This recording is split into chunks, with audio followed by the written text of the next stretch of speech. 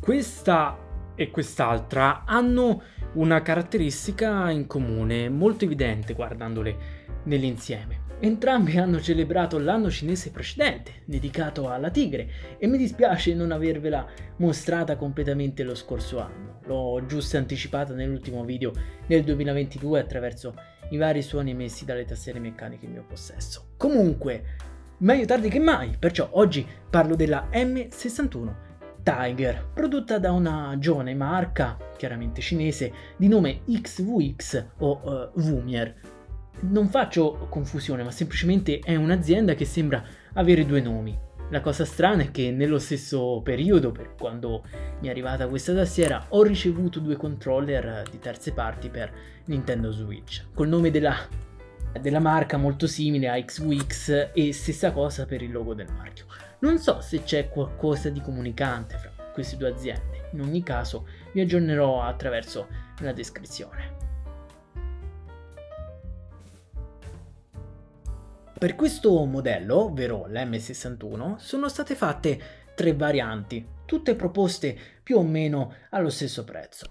La cosiddetta Corallo avete avuto modo di conoscerla attraverso un video che feci più di un anno fa riguardo l'assemblaggio di una tastiera fai da te.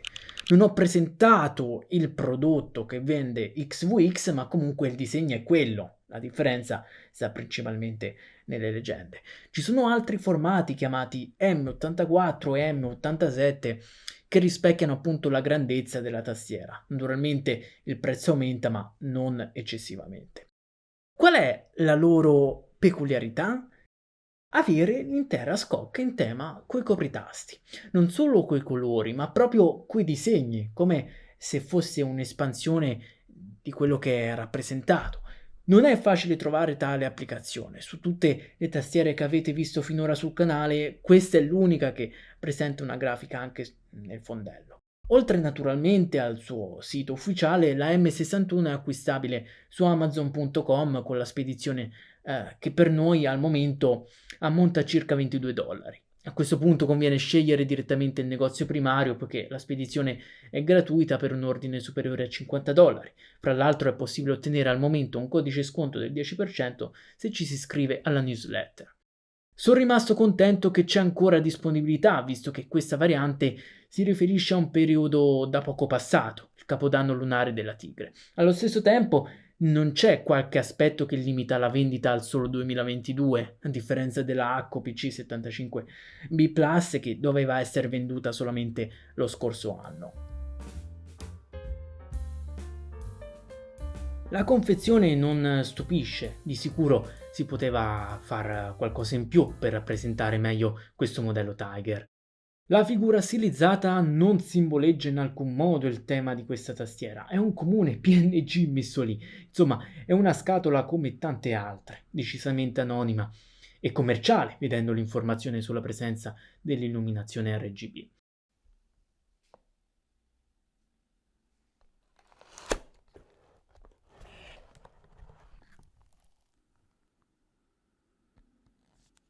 Il libretto è in inglese e contiene tutte le informazioni necessarie per comprendere l'oggetto come comandi preprogrammati.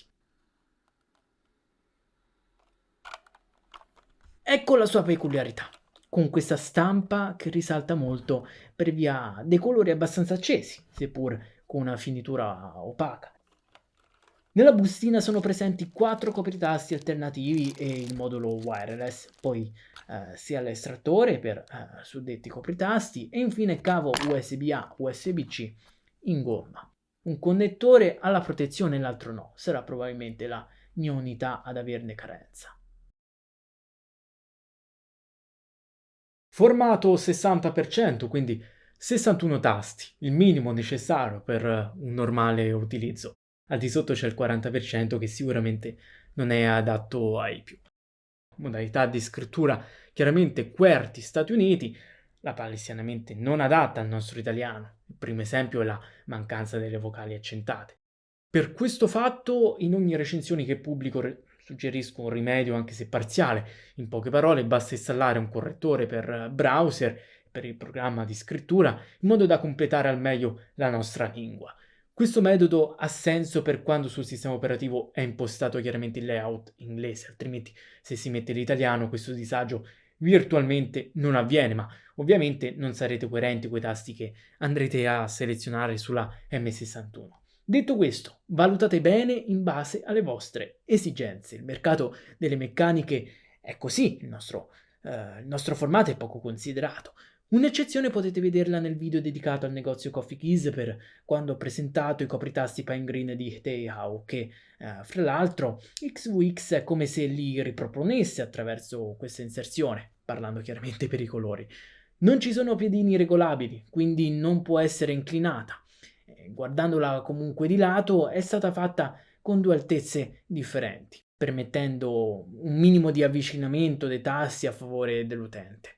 Ci sono 4 strisce in gomma rigida con funzione antiscivolo che permettono appunto di tenere la M61 salda sulla superficie di appoggio. Per finire questa parte faccio notare che può essere adoperata qualsiasi forma di attacco perché l'ingresso è accessibile, a differenza di altre marche che spesso rendono difficoltosa l'applicazione di cavi diversi da quello offerto in dotazione. I copritasti sono i veri elementi caratteristici di questo oggetto, poiché sono sfruttati per poter parlare del tema proposto anche sul fondello. Come materiale è stato scelto il PBT, spesso è resistente, anche se non è quello che si può ritrovare in tastiere più pregiate. Il profilo è personalizzato dal marchio e questo comportamento di sicuro è da apprezzare, mettendo qualcosa di esclusivo, in modo da differenziarsi, almeno per un po', dal resto del mercato delle meccaniche. Quindi questo insieme di linee viene definito proprio XVX, basato sul tipo XDA che presenta un'altezza diversa, dando un altro senso di ergonomia. Con questa infografica è possibile capire i colori adottati con la loro relativa suddivisione. Per parlare di stampa è stata scelta la sublimazione termica, come spesso si verifica nelle meccaniche. Non c'è niente di lucido, è tutto opaco come specificato prima per la scocca. In sostanza, la celebrazione dell'anno della tigre nello zodiaco cinese viene manifestata in modo più divertente, con uno stile graffiti. Per tutti e tre i modelli sono adoperati Gateron, nella Tiger sono disponibili solamente i gialli, i Yellow per prendere il nome originale. Sono saldati sul circuito stampato, per questo in confezione non è stato inserito un estrattore apposito e senza provare a rimuoverli si può capire dalla non presenza di socket sull'altra faccia del PCB. Di questo aspetto ne parlerò a breve nelle conclusioni in modo da fare una riflessione. Anche gli stabilizzatori sono saldati e, come altra caratteristica, sono prelubrificati, in modo da migliorare il suono emesso per i copritasti più voluminosi, in particolar modo la barra spaziatrice.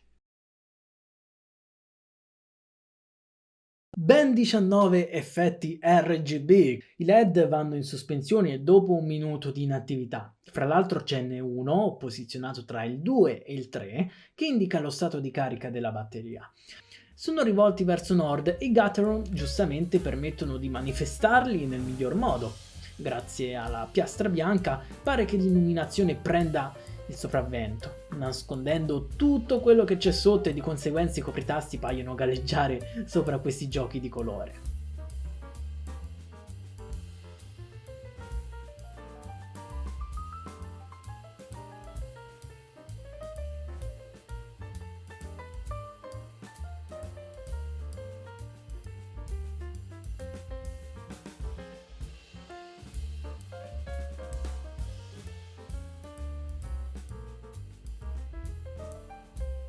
Di connessioni se ne hanno due, la classica, ovvero quella cablata, e la wireless 2.4 GHz.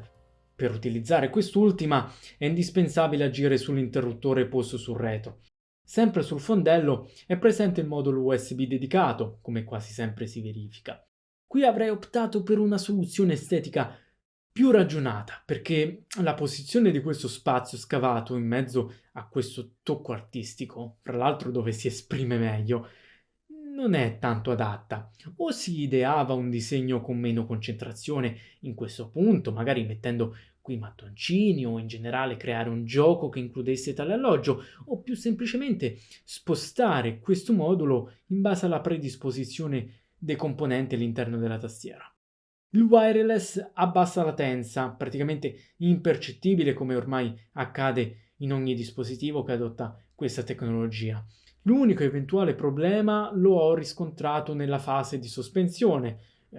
Come specificato poc'anzi, dopo un minuto di inattività la scheda si addormenta e questo comportamento avvantaggia ovviamente l'autonomia, ma per molti può essere fastidiosa questa rapidità perché desiderano più libertà di interazione. L'ideale sarebbe avere un'opzione nel software che permetta di scegliere tale tempistica. Va bene anche con tagli predefiniti da 1, 3, 5 minuti. Bisogna però vedere sempre il costo con cui è proposta questa M61. Su tastiere più importanti si ritrova l'opzione di sospensione, come accade nella Keyboom Phantom 81, e quindi capite che qui più di tanto non ci si può permettere queste funzionalità che possono essere viste in secondo piano. Finisco col dire che è abbastanza inusuale avere l'accoppiata a cavo e modulo 2.4 GHz. Di solito c'è la presenza anche del Bluetooth in modo da rendere la tastiera più accessibile a smartphone e tablet. Questo significa che la M61 non è adatta per ogni esigenza, anche se è compatta e risulterebbe ideale per la mobilità e di conseguenza per un uso con dispositivi mobili.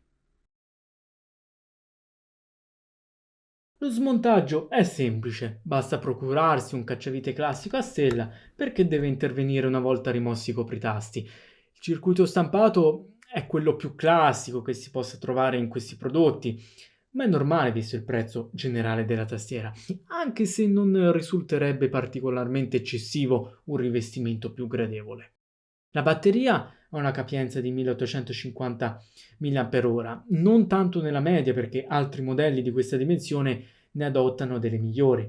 Anche i wattora sono deludenti, ne ho viste diverse spingersi sui 15 e qui per una carica completa occorrono addirittura 6-8 ore. Con un uso continuo e gli effetti RGB attivi, l'autonomia è garantita per poco più di un'ora. Oramai nelle meccaniche si trova almeno uno strato fonoassorbente, qui non ce n'è neanche uno e a mio parere ci si può meravigliare visto che elementi di questo genere sono tendenzialmente economici, da pochi euro se non centesimi. Vorrà dire che gli smanettoni hanno la strada spianata potendo implementare le migliori soluzioni in modo da modificare il suono prodotto durante la digitazione. Ricollegandomi alla descrizione della scocca, il materiale da cui è costituita è l'ABS. Per quanto riguarda il disegno, il metodo di stampa è quello a iniezione, a differenza della variante Coral C che sembra averlo impresso insieme alla fabbricazione del pezzo. Il programma, disponibile chiaramente sul sito di XVX, occupa poco spazio in memoria poiché è dedicato unicamente al modello M61 Tiger. L'installazione è di quelle classiche.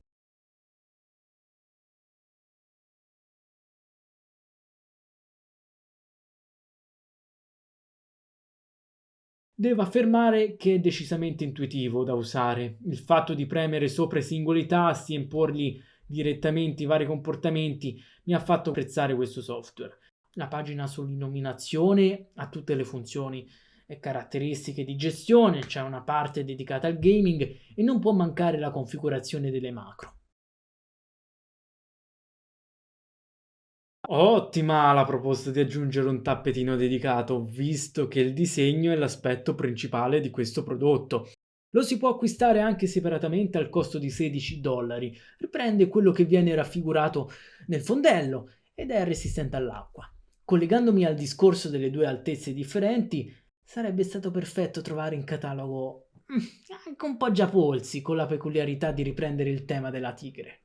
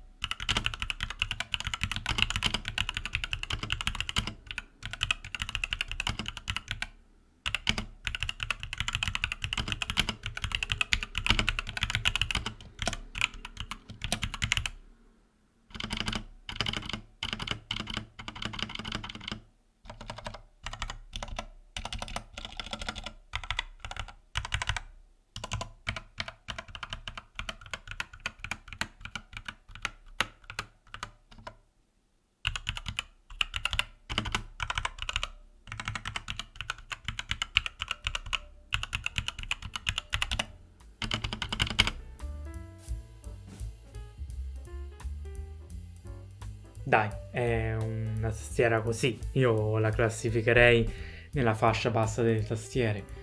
La nota dolente può essere la presenza di interruttori fissi, non permettendo facilmente la sostituzione se eventualmente si decidesse di adottare un'altra tipologia di interruttori.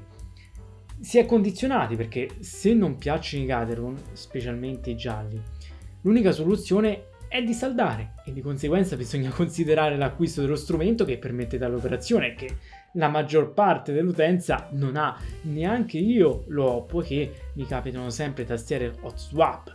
Il mercato comune ormai è abituato a questo approccio.